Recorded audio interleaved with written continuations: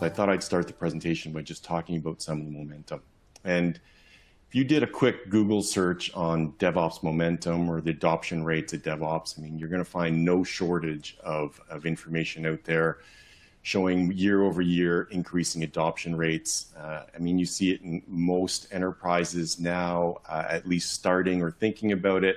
And a lot of the elite shops that have been doing it for a while are now taking it from where they had it started into other areas of their organizations.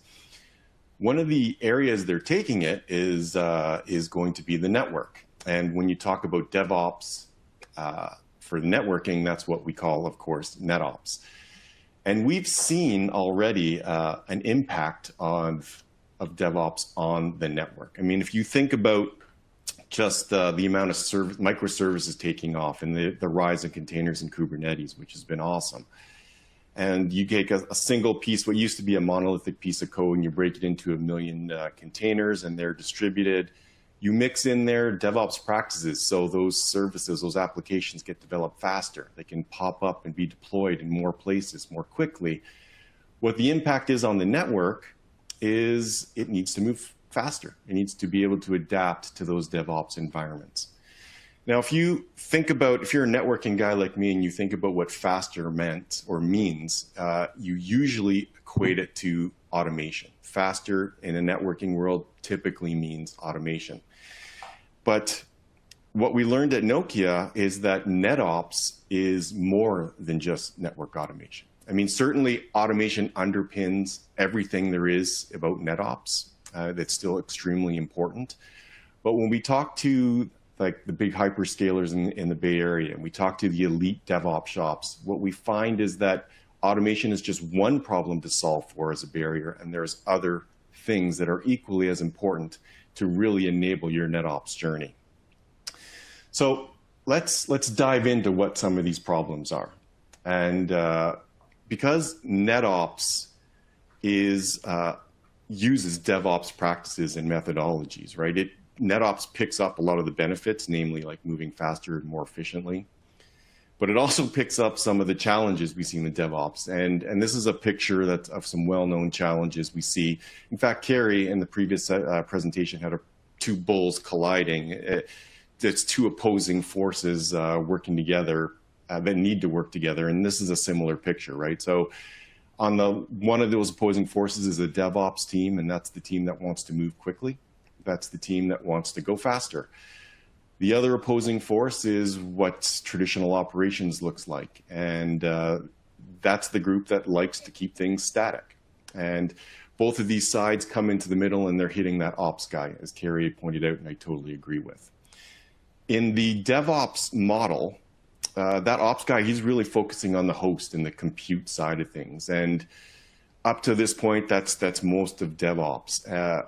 That same problem, though, applies to NetOps, except you expand from the host and the server side of the equation to the entire network. And as most people in networking know, the network is its own special beast, I'll say. And if you think about what's happening to this dynamic, what's happening to the ops guy is he's actually getting stretched in two different directions. So one direction is to be agile. That's reactive, dynamic, and fast. And the other direction is to keep that availability. And my ops guy in the middle here, he's conveniently looking at that availability side because that's what we know how to do today. We're very good as network operations people in building 5 nines. We're very good at building reliable, high performance networks, secure networks. What's been harder is that arrow that's coming out of the backside of the guy's head to be agile. And agile means change. And if you're embracing your digital transformation or you want to get in the NetOps, DevOps game, not only do you have to embrace change, you need like rapid change. And change is something the network really isn't known for. I mean, if you think about it, we put in a lot of things to purposely avoid change, like change management's real. Change maintenance windows are real. Well, there's some pride in never upgrading your network because you don't need to, right? So agility and change is not the network strong suit.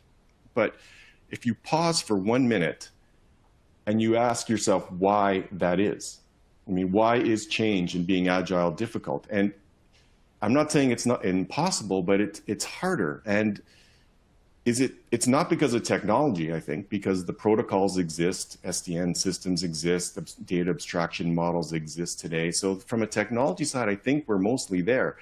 And the feedback we got from our elite DevOps shops is that it's not automation per se, it's these other things that are barriers. And I'm going to talk about those barriers on this slide. And I'm going to group them into a couple of buckets here. So the first bucket of barriers is basically just getting started. So if you're in the boat where you haven't dove into DevOps or NetOps yet, I mean, this is a big area, and to be honest with you, I'm not going to spend time covering this. It's just I won't have enough time. But you'll need leadership buy-in because you're going to have organizational changes, cultural changes, skill deficits. What I would say is that you should understand your problems first, what exactly you're trying to solve and why, and approach it from that perspective. And normally the scales tip to where it does make sense. I'm going to focus on bucket number 2 here, though. And this is the feedback we've gotten from our elite DevOps shops, so on what the barriers are. And the first one is talking about the need for customization. So the bullet reads, need to address bespoke network requirements. This is really talking about customization. And what we found is that every NetOps environment needs to automate or interwork with different things, whether it's different tooling or different networking parameters or different areas. As Carrie was saying, the edge is changing all over the place. There's something in that environment or that application that's bespoke to that NetOps solution. And so what you need is a lot of customization from your NetOps environment to work for those.